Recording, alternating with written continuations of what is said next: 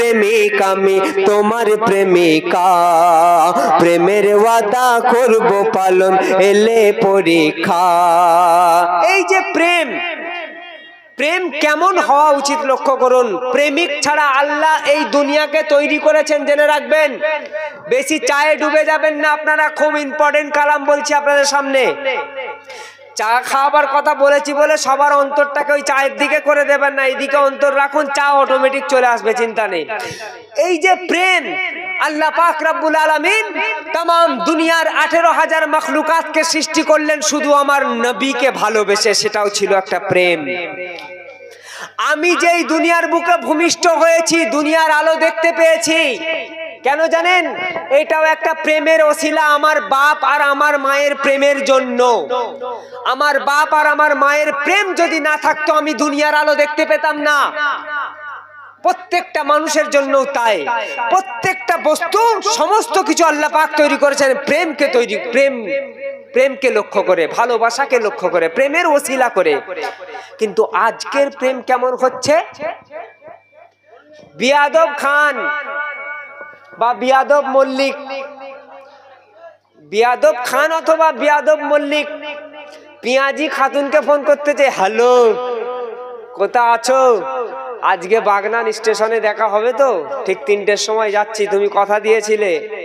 তখন এই পিয়াজি খাতুন বলতেছে, না গো আমি আজকে যেতে পারবো না, আজকে আমার মা ঘরে আছে, খুব মারবে, আজকে তো আমার টিউশন ছুটি, কি করে যাবো বলো। এই তো প্রেম। কিন্তু প্রেম আগেও প্রেমিক ছিল, কেমন লক্ষ্য করুন। ভাঙতে হলে ভাঙবো ওয়াইসের মতো দন্ত, তবু আমি গাইবো শুধু তোমার মন্ত্র। হযরত ওয়াইস কারনী ছিলেন প্রেমিক। যখন উহুদের ময়দানে আমার নবীর দাঁত দুটোকে শহীদ করে দিল কাফেররা, ভেঙে দিল পাথর ছুঁড়ে, হযরত ওয়াইস কারনী জীবনের চোখে, চর্ম চোখে আমার নবীকে দেখেননি। জীবনে চর্ম চোখে আমার নবীকে দেখেননি, নবীর দিদার তার নসিব হয়নি। করণ শহরে বসে বসে শুনতে পেলেন আমার নবীর দুটো দাঁতকে কাফেররা শহীদ করে দিয়েছে। আমার নবীর কেমন যন্ত্রণা হয়েছে, কত কষ্ট পেয়েছে, এটা অনুভব করার জন্য হযরত ওয়াইস কারনী নিজের দুটো দাঁত ভাঙলেন। দুটো দাঁত ভেঙে যন্ত্রণা অনুভব করছেন, নিজে নিজেই দাঁত ভাঙছে।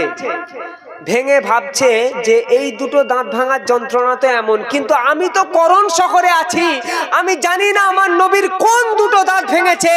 যদি এই দুটো দাঁত না ভেঙে অন্য দুটো দাঁত ভাঙে, ওই দুটো দাঁত ভাঙার কেমন যন্ত্রণা আমি ওয়াইস তা অনুভব করতে চাই। আবার দুটো ভাঙলেন, ভেঙে আবার ভাবছেন এই দুটো দাঁত যদি না ভেঙে অন্য দুটো ভাঙে, ওই দুটো দাঁত ভাঙার যন্ত্রণা কেমন, আমার তো তা দেখা হয়নি, শ্রবণ করা হয়নি, অনুভব করা হয়নি। আবার দুটো ভাঙলেন। এইভাবে ভাঙতে ভাঙতে ভাঙতে ভাঙতে হযরত ওয়াইস কারনী তার সমস্ত দাঁতগুলোকে ভেঙে দিয়েছিল আমার নবীর দুটো দাঁত ভাঙার যন্ত্রণাকে অনুভব করার জন্য। যখন রাসূল পাক সাল্লাল্লাহু আলাইহি ওয়াসাল্লাম বিদায় হজের ভাষণের পরে সাহাবায়ে হযরতগণদেরকে বললেন, এই আমার সাহাবারা, আমার এই জুব্বাটাকে নিয়ে গিয়ে করণ শহরে চলে যাবে, করণে গিয়ে দেখবে একজন ওয়াইস নামক জওয়ান যুবক ছেলে আছে, তাকে এটা উপহার দিবে, বলবে তোমার নবীর পক্ষ থেকে এটা তোমাকে তোমার রাসূল উপহার দিয়েছেন। যখন সাহাবায়ে হযরতগণ জুব্বা নিয়ে করণ শহরে গলির পর গলি, পাড়ার পর পাড়া, শহরের পর শহর ঘুরতে লাগলেন, খুঁজতে লাগলেন হযরত ওয়াইস কারনীকে। অবশেষে একটা রোগা পেচকা পাতলা ছেলে, চুল বড় বড়, দাড়ি বড় হয়ে গেছে, মানে তার সারা শরীরে ময়লা, পাগলের মতো দেখতে, যুবকটাকে পেলেন। বলছে তোমার নাম কি ওয়াইস? সে তখন বলছে হ্যাঁ আমার নাম ওয়াইস। তখন সাহাবারা হযরত উমর, হযরত উসমান, হযরত আবু বকর অবাক হয়ে গেছেন, এই রকম মানুষের জন্য আমার নবী এত বড় উপহার পাঠিয়েছেন, কি ব্যাপারে, কি করে জানা জরুরি। তো হযরত ওয়াইসকে সাহাবীরা জিজ্ঞাসা করছেন আপনার এই রকম অবস্থা কেন? বলছে যখন শুনেছিলাম ওহুদের ময়দানে আমার নবীর দুটো দাঁতকে ভেঙে দিয়েছে, আমি এইভাবে ভাঙতে ভাঙতে সমস্ত দাঁতগুলো ভেঙে দিয়েছিলাম। তখন সাহাবারা জিজ্ঞাসা করছে, ওয়াইস তুমি যে তোমার সমস্ত দাঁতগুলো ভেঙে দিয়েছো, তুমি খাও কেমন করে? হযরত ওয়াইস তখন বলছেন, দুগ্ধ পায়েসে মধু খেতে যাই যখন। আমার দাঁত নেই বলে আমি চিবুক আহার কিছু খেতে পারি না, চিবিয়ে খাওয়ার মতো, কিন্তু একটু দুধ, একটু পায়েস, একটু মধু খেতে মন চাই, খেতে যাই, খেতে গিয়েও খেতে পারি না। কেন জানো? দুগ্ধ পায়েস মধু খেতে যায় যখন, দুগ্ধ পায়েস মধু খেতে যায় যখন, নবীজি কি খান ইহা মনে পড়ে তখন, তাই মুখে নিয়ে গিলিতে পারি না, পারি না, পারি না। আমি তখন ভাবতে থাকি আমার নবীর দাঁত ভেঙে গিয়েছে, আমার নবী কি খাচ্ছে আমি জানি না, আমি তার কেমন প্রেমিক হয়েছি, আমি দুধ খেয়ে নেব, মধু খেয়ে নেব, পায়েস খেয়ে নেব।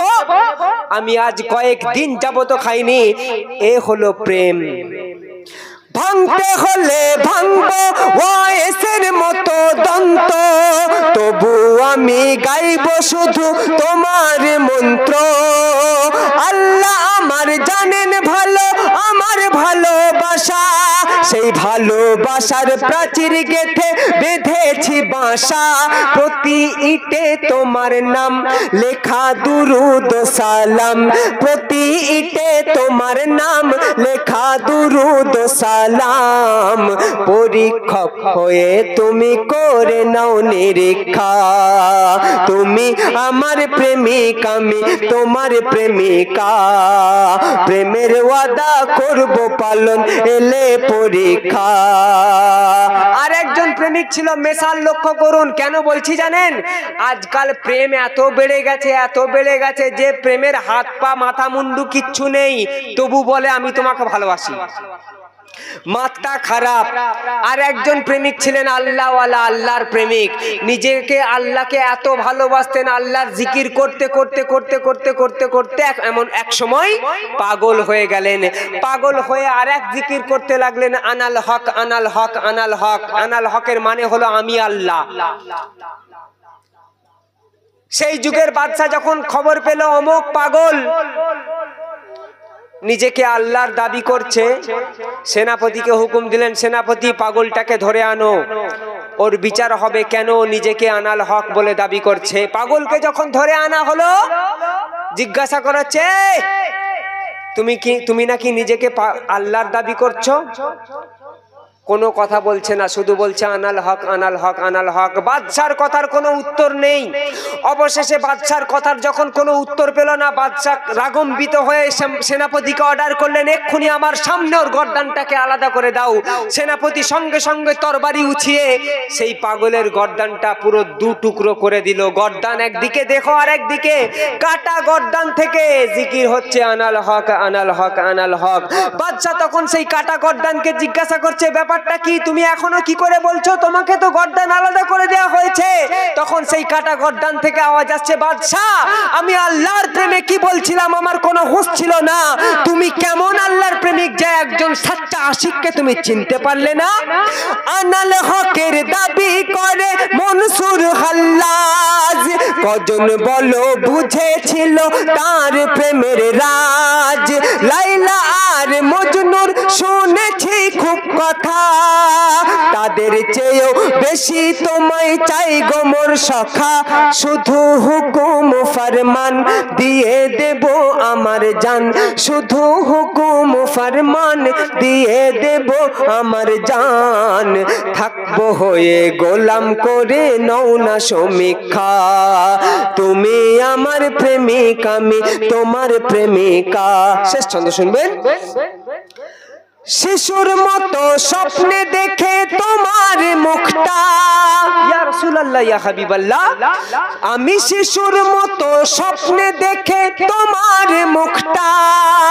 দিদার বেলায় নেব টেনে আমার ঘুমটা, হাতটি ধরে বলবো তখন ও আল্লাহ রহমান, হাজার শকর দারে তোমার ধন্য এই নাদান, তুমি বড় মেহেরবান পূর্ণ আমার আরমান, তুমি বড় মেহেরবান পূর্ণ আমার আরমান, শেষ করে দিয়েছো এই নবাবের অপেক্ষা, তুমি আমার প্রেমিক আমি তোমার প্রেমিকা, প্রেমের ওয়াদা করব পালন এলে এলে পরীক্ষা। ও গো এমডি সাইফুল গিয়েছো কোথা, ও এমডি ইনাম আহমদ এসো না হেথা, ও গো এমডি সাইফুল গিয়েছো কোথা, ও ইনাম আহমদ দুজনে এসো না হেথা, আমি করেছি যে শেষ আর দেখিও না ভাই ক্লেশ, আমি করেছি যে শেষ আর দেখিও না ভাই ক্লেশ। দুজনেই বুঝি লুকিয়ে গেছে ওই পাশে কোথা, তুমি আমার প্রেমিক আমি তোমার প্রেমিকা, প্রেমের ওয়াদা করব পালন এলে পরীক্ষা। এবার আপনার সামনে শ্রদ্ধেয় শিল্পী জনাব এমডি সাইফুল ইসলাম সাহেবের হাতে আমি মাইক্রোফোন তুলে দিচ্ছি। আমি এমডি ইনাম আহমদকে মঞ্চে আসার জন্য অনুরোধ করছি। আমার অনুষ্ঠান আমি এখানেই শেষ করলাম। আপনারা সবাই আমার জন্য দোয়া করবেন, আমি আপনার জন্য দোয়া করব ইনশাআল্লাহ। তবে একটা কথা বলে রেখে যাই, তবে আজকে আপনাদের এই খালনা এলাকায় অনেক দিন পরে আসা হলো, মনে হয় কয়েক বছর আগে একবার এসেছিলাম এক দুবার, তো আবার হযরত মাওলানা সাবির হোসেন কাসিমি সাহেবের ওসিলা করে ওনার বাড়ির এই মাহফিলে আবার আসার সুযোগ হলো। যাই হোক, যদি কোনো ভুল ত্রুটি বেয়াদবি করে থাকি ছোট ভাই ছোট ছেলে হিসাবে ক্ষমা করবেন। আসসালামু আলাইকুম, খুদা হাফিজ। आइए, नबी की नाम लेने से मेरा भी नाम होता है, नबी की नाम लेने से मेरा भी नाम होता है, नबी के नाम के सदक़े मेरा हर काम होता है। मैं बीमार मोहम्मद हूँ, दवा की क्या ज़रूरत है, मैं बीमार मोहम्मद हूँ, दवा की क्या ज़रूरत है, दुरूद पाक पढ़ने से मुझे आराम होता है। एक बार সকলে মিলে দরুদে নজরানা পাঠ করে শুনো, আল্লাহুম্মা সাল্লি আলা मौलाना मुहम्मद वाला आले सय्यदिना मौलाना मुहम्मद।